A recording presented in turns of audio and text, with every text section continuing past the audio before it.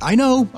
The tail end of March might be a little bit early to start speculating on Weapon of the Year, but if this award actually existed, I'd have to think Polaris Lance would at least be in the runnings here in 2024. We're in the thick of Destiny 2's longest season ever, giving all things solar plenty of time to shine thanks to the Season of the Wish artifact mods. As a result, Polaris Lance has become one of, if not the go-to weapon for players engaging in endgame level content. And since I haven't updated my review for this exotic since 2021, no time like the present. As usual, we'll take a quick look at what makes this weapon tick, run the damage numbers, and talk about what makes it so stinking good currently. And just a friendly reminder, if you do find yourself enjoying the video, a quick tap of that like button goes a long way in supporting the content. With that, on the off chance that there is someone out there who's still unfamiliar with this weapon, we'll kick things off with a brief look at the stats and perks. Polaris Lance is a solar exotic scout rifle that was first introduced during the Warmind expansion. It fires at 150 rounds per minute and is backed up by a pretty solid stat line. Strong range, great stability, a near maxed out recoil direction,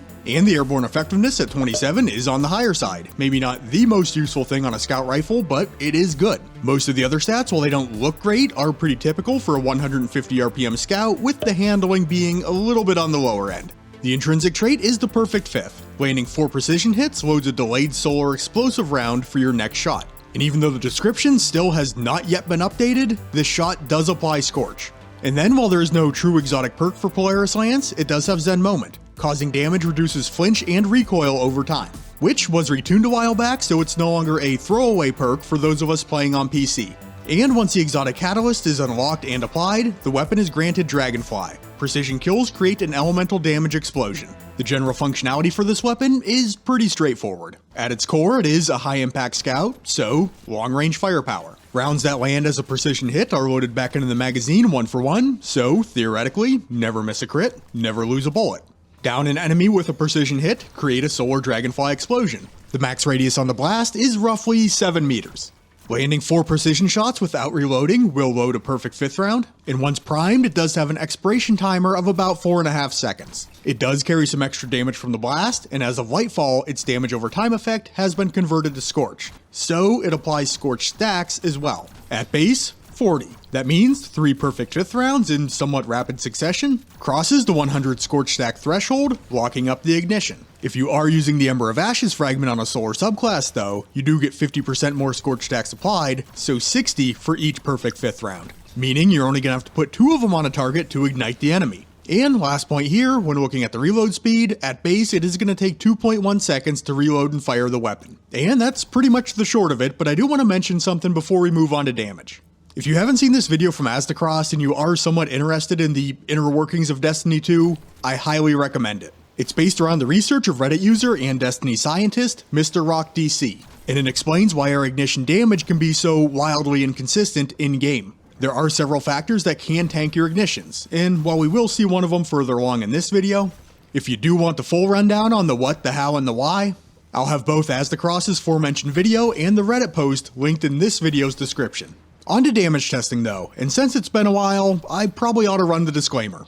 PvE damage numbers are variable and will change depending on content scaling or enemy tier. I've been doing all of my recent testing in the Spire of the Watcher dungeon at the Akalos encounter, so that the information that I gather remains consistent and comparable from video to video. Starting out versus our boss Akalos and looking at true base damage. Crits are scoring 3,893, with every perfect 5th round granting us an additional 4,325. Plus we do have some Scorch Burn in there as the stacks begin to pile up. In terms of total single mag damage, I based it off of 20 rounds. So that's a total of 77,860 in bullet damage, another 17,300 from the perfect 5th blast damage. The Rolling Scorch totaled out to an additional 6,834 points of damage, which does include the Afterburn, with 1 ignition on the 15th round landed for 32,006 points of damage. Grand total for 20 consecutive crits, an even 134,000. The time to fire I had clocked in at 7.54 seconds for a damage per second of 17,772. For a long-range primary versus a boss tier target, that's already pretty good. But just by equipping the Ember of Ashes fragment, you can get a lot more out of it. This does give Polaris Lance the ability to secure 2 ignitions with the same 20 rounds fired. One on the 10th and one on the 20th shot landed. You will see a little less Scorch damage since it's not given as much time to build up, but this does bring the total damage output up to 162,831 and moves the damage per second up to 21,593. And keep in mind, these are the results that can be achieved in any season moving forward. There are no artifact mods in play with this data. But since we do still have 2.5 months left in Season of the Wish, let's take a look at a few of them. We'll put on just Flint Striker first for the dummy easy Radiant procs. After the 4th shot lands, Radiant kicks in, upping our Bullet Blast and Scorch damage by 25%. But, ruh-roh, our ignition damage drops to 17,337. The Radiant is activating anti-barrier functionality, which is one of the things known to mess with our ignition damage. So even though we do have a damage boost active, this is actually resulting in a net damage loss of 9,080. Thankfully, we do have Kindling Trigger in the artifact as well, which you're probably already going to be using, but it does apply a natural Scorch out ahead of the anti-barrier effect, putting the ignitions back up to their rightful 32,006. But on top of getting our damage leveled back out, because of the supplementary Scorch stacks being tacked on by the mod, every single perfect 5th round that we land on Akalos is now outright sparking that ignition. This doesn't leave any time for any actual Scorch damage to build, but between the Radiant buff and the 2 additional ignitions, 20 total rounds are dealing 243,076 points of damage with a damage per second of 32,238. Which is kind of absurd when talking about a primary weapon where the only hoops that you have to jump through are equip mods, land shots. And while you're not going to be able to achieve this kind of damage forever because seasonal mods do have an expiration date, you might as well put them to good use while they're here.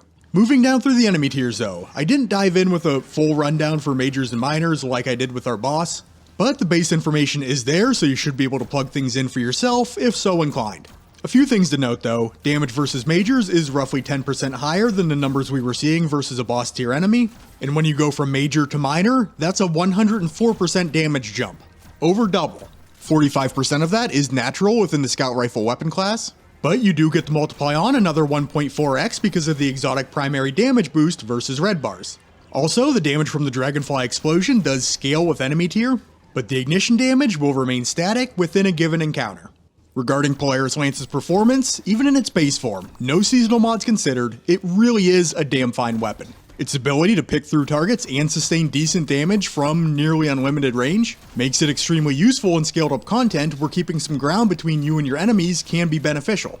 And with its easy access to ignitions, not only is it a reliable unstoppable stunning tool, but as you focus down a target, that constant stream of big kablooies pretty much eradicates any trash ads in the vicinity. Plus, on a solar subclass, it does find great synergy with any fragment that plays off ignitions. And because the perfect 5th rounds innately carry Scorch, that opens up all the doors down that avenue as well. Just mix and match these fragments till your heart's content. But then you throw on Kindling Trigger, Flint Striker, and Raise of Precision, and the gun just gets silly. The background gameplay here is from the Moon Battleground Grandmaster. Ads just disappear, majors get chunked down without a second thought, barrier champions get locked up and dropped, and unstoppables don't stand much of a chance against that constant barrage of ignitions. Even bosses and mini-bosses. While you're not going to break any speed records focusing them down with Polaris Lance, if you got the time, it's got you covered. I honestly can't remember a time where a set of seasonal mods has had such a profound effect on a specific weapon like we're seeing with Polaris Lance in Season of the Wish. And since I do approach my weapon reviews from a class-neutral perspective, I'm not even going to mention to my Warlock brethren that putting on Dawn Chorus basically pegs the holy shit knob on this gun, because that wouldn't be very class-neutral of me. But in all seriousness, this gun in its current state just automatically solves so many problems that you may come up against in this game. But maybe not all your problems.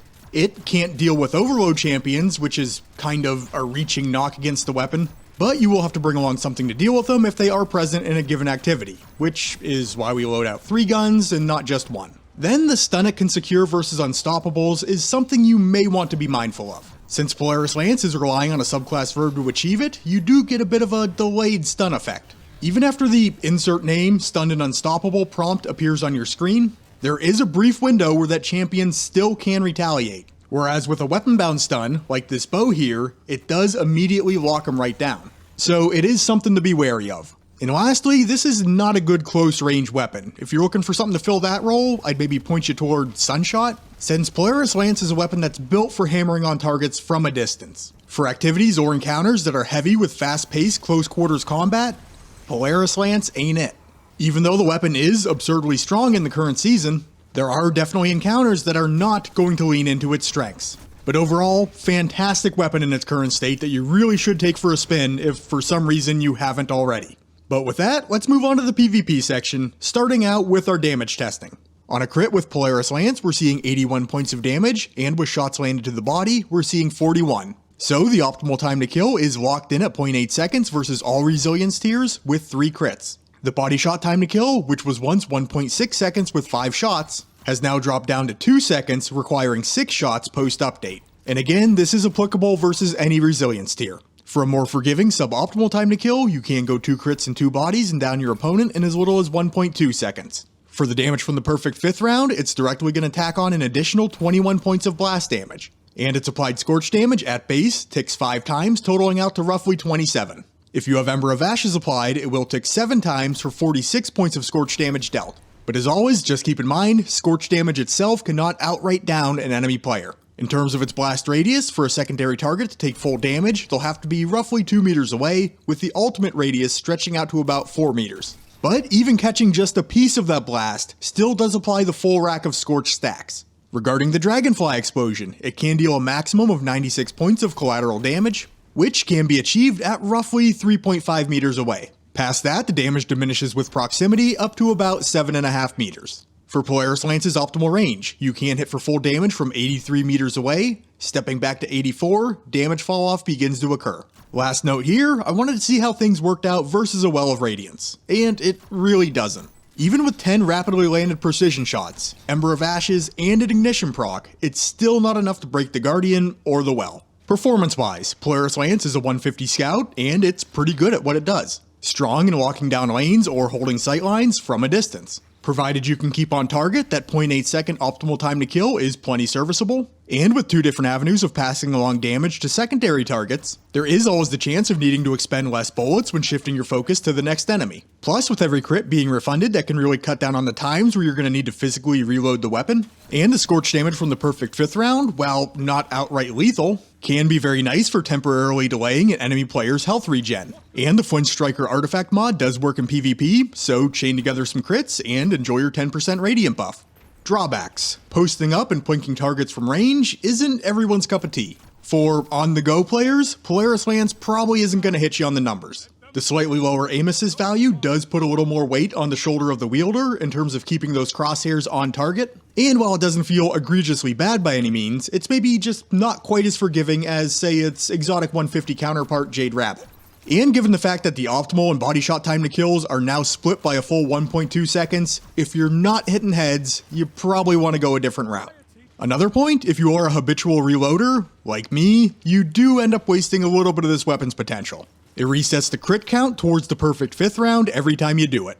It is a tough habit to break though. Lastly, the lower handling can hurt. This gun does not like getting pushed. If you're holding a position and an enemy player closes in on you quicker than expected, stowing Polaris Lance and pulling out your offhand weapon isn't exactly a quick process. Maybe not a huge issue for players who do have good situational awareness, but just make sure you don't get lost in that scope. All in all though, like I said earlier, Polaris Lance is pretty good at what it does. And I think there is definitely some nice value to be had here for players who do like to kind of fill that longer range support role and keep themselves a bit removed from the main action. But that's all I got for you in this one, Guardians. As always, if you did enjoy the video, please remember to leave it a like. Any additional thoughts, leave them in the comments. I'm still doing my best to get back to all of them. With that though, have a great day ladies and gentlemen, and I'll catch you on the next one.